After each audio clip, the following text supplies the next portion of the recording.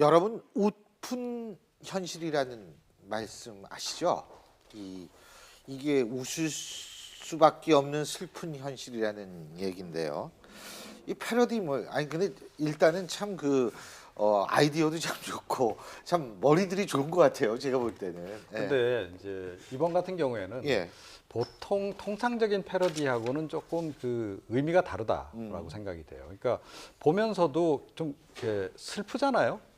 그러니까 웃고 싶은 심정보다 오히려 슬픈 그런 서글픈 느낌이 더 많이 든다는 거죠. 온 국민이 다 그래요. 저뿐만 지금. 아니고 다 그런 예. 생각을 해요. 그래서 이게 사실은 전 사회적으로 좀 병이 될까 좀 걱정도 좀 되는데 요즘에 순실증이라는 얘기까지 지금 나오고 있지 않습니까?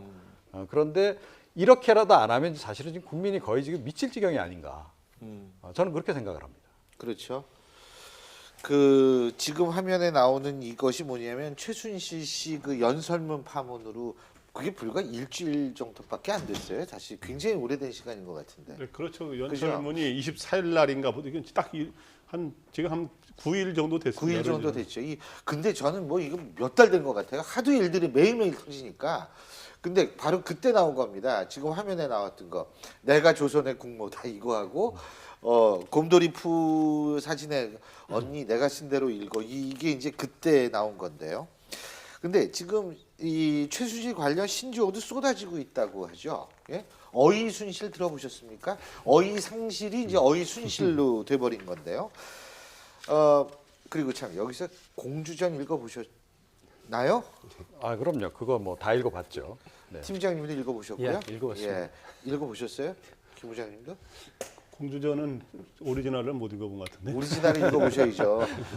제가 이거 그저께 읽어봤는데 저는 이 한 학생이 있었다 그러는데 야 진짜 글 잘 쓰더라고요. 저는 깜짝 놀랐어요. 그렇죠. 그러니까 고어투로 사실 요즘은 저런 표현 잘 안 쓰지 않습니까? 특히 젊은 층들 같은 네. 경우는. 그런데 그 표현을 보게 되면 이제 사실 저희 때는 뭐 고전 이런 걸 많이 배웠기 때문에 이제 저런 표현 좀 많이 쓰기도 했었는데 요즘 보기 힘든 그런 표현을 거의 매우 정확하게 네. 한자어까지도 매우 정확하게 좀 표현을 해가지고 정말 명문장이다. 이제 그런 얘기를 봤는데 그런 얘기를 듣고 있는데 그 내용이 굉장히 좀 알고 보면 굉장히 사실은 좀 함축적이잖아요. 그렇죠. 굉장히 냉소적이고 그리고 그런 근데 내용을 요약도 그렇게 잘했어요. 그렇죠. 나 이 학생은 진짜 아주 대단한 학생이라고 보는데 저는 감탄을 했습니다. 읽으면서. 그러니까요. 23살 먹은 최 씨가 무당이 뭐 예. 정말로 저도 이거 무려. 읽어보고요. 그러니까 한편으로는 굉장히 참 후련함을 느끼면서도 또 방금 교수님 말씀하셨지만 웃고 싶지만 슬픈 기분이 드는 건 사실 제가 어제 그 모임에 이제 서초동에 좀 갔었거든요.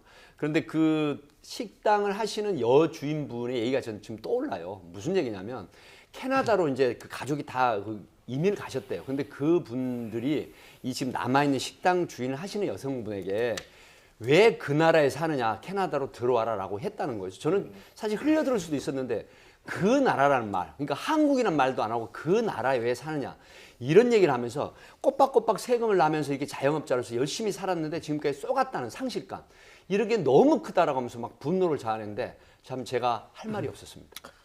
일단 그 민심은 뭐 우리가 많이 알다시피 지금 촛불 민심으로도 나타나고 전국적으로 이 번지는 민심은 분노하는 감정과 그다음 허탈 그리고 좌절 이런 것들이 굉장히 복합되어 있는 것 같아요. 아까 그 순실증이라고 이제 표현을 했는데, 근데 이제 이런 와중에서도 이제 뭐 그 유행어들이 나오면 사람들이 웃으면서도 참 이렇게 사람들이 웃어도 되냐 이렇게 하는데 이제 그래도 요즘에 보니까 중고등학생들이 보니까 얼마 전에 프라다 신발 벗겨진 거 있잖아요. 그거 갖고 이제 그 신데렐라가 이제 신발 벗겨져서 하는 거 비유해서 순데렐라 또 뒤에 실해서 실데렐라라고도 하고 또 그래서 이제 또 뭐 악마는 프라다를 신는다. 원래는 악마는 프라다를 입는다였어요. 제 영화 제목은. 네, 근데 요즘 신는다 뭐 이런 얘기가 나오고 그러는데 어쨌든 그렇게 해서 웃으면서도 참 사람들이 그 분노함은 쉽게 사그라지기가 어려운 것 같습니다. 저는 특히 이제 주목하는 게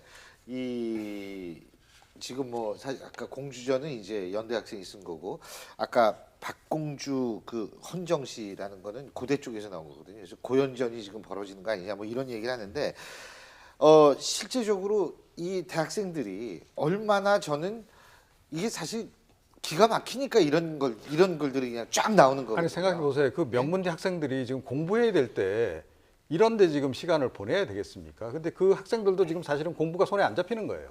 심지어 지금 최근에 보면 고3 지금 시험을 지금 앞두고 있는 친구들까지 시위, 지금 촛불 시위에 나오고 있는 이런 상황이라는 거죠. 중학생도 나오고 있고. 그리고 얼마 전에 시험 답안지도 좀 나왔습니다. 자, 시험 답안지. 이 박사님 말씀하시니까 시험 답안지 한번 볼까요? 초등학생들은 순수하고 거짓말 못합니다. 문제 저게- 이거였습니다. 국가 살림을 위한 돈을 어디에 어떻게 나누어 쓸지 계획한 것. 정답을 쓸 때 최순실로 썼다는 겁니다. 근데 저게요. 이게 지금 대한민국 현실이에요. 아, 그렇죠. 그러니까 저게 저 학생이 몰라서 저는 아니라고 생각합니다. 저 학생도 분명히 자기 생각이 있는 거고요. 요즘 초등학생들조차도 입에 그 경칭 생략하고 최순실이라고 애들이 이야기하고 자기네들끼리 뭐 사실은 뭐 굉장히 비판적인 얘기들, 아주 험한 얘기까지 막 한단 말이에요. 초등학생들 사이에서조차도 이렇게 이런 얘기가 화제거리가 됐고, 아예 그 아이들조차도 지금 상처를 지금 굉장히 받고 있다라고 하는 것을 좀 저쪽에 계신 분이 좀 잘 아셔야 될 것 같아요. 그 최순실 씨 이 사건이 문제가 되는 게 뭐 청소년들이 그리고 대학생들이 지금 저런 패러디를 만들고 있지 않습니까? 그 말씀 주셨지만 공부해야 될 나이고 지금 안 그래도 힘들어 죽겠는데 왜 여기까지 이렇게 가담을 해서 얘기를 하느냐라고 얘기를 한번 들어보니까 뭐 일을 할 의욕이 안 난다고 그러더라고요. 무기력증이 생겨서 뭐 열심히 살면 뭐하냐. 어차피 뭐 결정되는 건 다 그게 있기 제일 때문에. 문제예요. 네. 그렇기 때문에 내가 열심히 공부하고 한다고 한들 뭐 말보다 더 잘 살 수 있겠어요. 뭐 이런 농담이나 하고 그러니까 그런 무기력증이 대한민국에 심어졌다는 것 자체가 되게 심각한 일이라고 봅니다. 그러니까 그 많은 그 사람들이 좀 어려운 사람들이 하는 얘기가 사실 최태민 씨가 70년대 초에 서울 불광동에 반지에 살았다는 거 아닙니까? 그런데 어느 날 갑자기 권력에 이제 빗대면서 지금 3천억 대가 넘는 재산을 그 자식들이 가지고 있다라고 하면 지극히 정상적으로 세금 내고 열심히 일하는 사람들이 과연 도달할 것이 어디냐 하는 이런 절망감. 맞아요. 이런 것도 지금 사회 전반적으로 퍼져 있다는 걸 느꼈습니다. 연예인들도 바로 그런 특히 연예인분들이 굉장히 예술하시는 분들의 감수성이 예민하잖아요. 그래서 지금 SNS 통해 가지고 그 상당히 많은 비판의 목소리를 내고 있다고 합니다. 이런 상황을 우리가 어떻게 수습을 해야 될지 정말 모르겠습니다. 자, 다음 주제도 역시 최순실 씨 관련 문제입니다.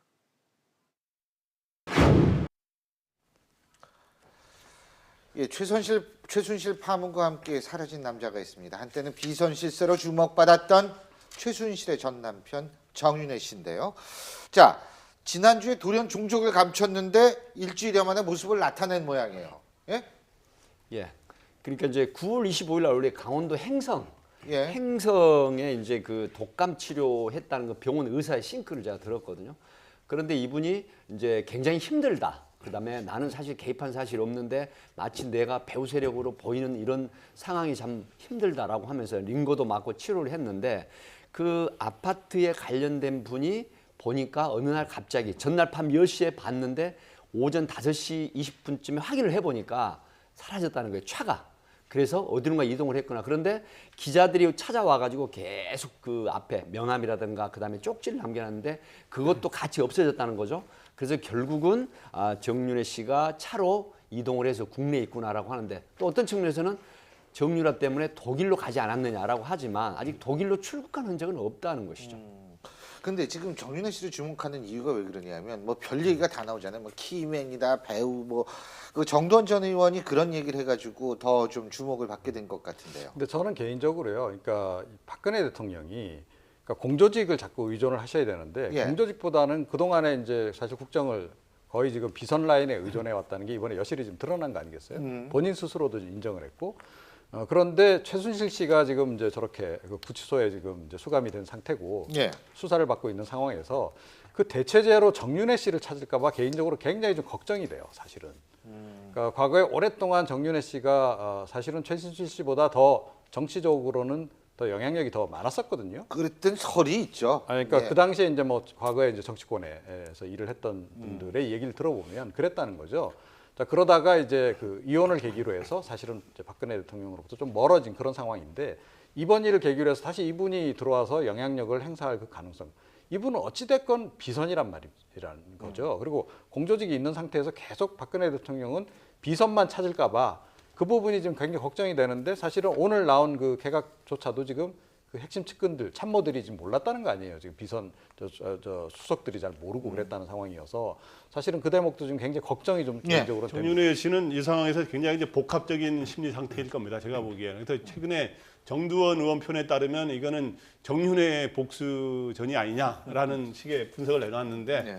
근데 뭐 제가 보기에는 그 사실일 가능성은 좀 적다고 봅니다. 근데 예. 어쨌든 그 말은 뭐냐 하면 그런 태블릿 PC 같은 그런 것들이 언론에 아무리 언론이 열심히 취재했지만 이렇게 쉽게 가지 않을 거기 때문에 정윤회 씨라든가 이런 사람들이 뒤에서 조력을 해서 갔을 거다라고 하는 분석을 내놨는데, 어쨌든 이혼한 상태에서 최순실 씨가 이렇게 되는 것에 대해서 뭔가 한번 이렇게 만약에 보복 심리가 있었다면 그런 거를 바라보는 여유 있게 바라보는 심리가 있지만, 실제로 제가 보기에는 굉장히 긴장한 이런 수사가 확대되면서 제가 긴장하는 상황이 아닌가. 왜냐하면 불똥이 자기한테 칠 가능성이 높다 이거죠. 왜냐하면은 2014년 중반쯤에 이제 이혼을 했는데, 지금 보면은 그 전에 이후에 재단을 설립하는 데 관여하거나 그 다음에 거기에 그 자금 유용에는 직접 관련이 안 돼 있지만, 그 전에 연설문 수정이라 이렇게 할 때는 결혼 생활 할 때다 말이에요. 그런데 제가 보기에 연설문을 고치려면은 최순실 씨한테 만약에 부탁이 갔더라도 정윤회 씨가 개입됐을 가능성이 굉장히 높거든요. 부부가 대체로 일심동체 아닙니까? 그때는 같은 컴퓨터를 쓸 수도 있고. 그래서 그런 거기 때문에 불똥이 자기한테 튈 수 있기 때문에 지금 굉장히 긴장된 상태에서 여러 가지 좀 잠적한 게 아닌가 이렇게 생각이 됩니다.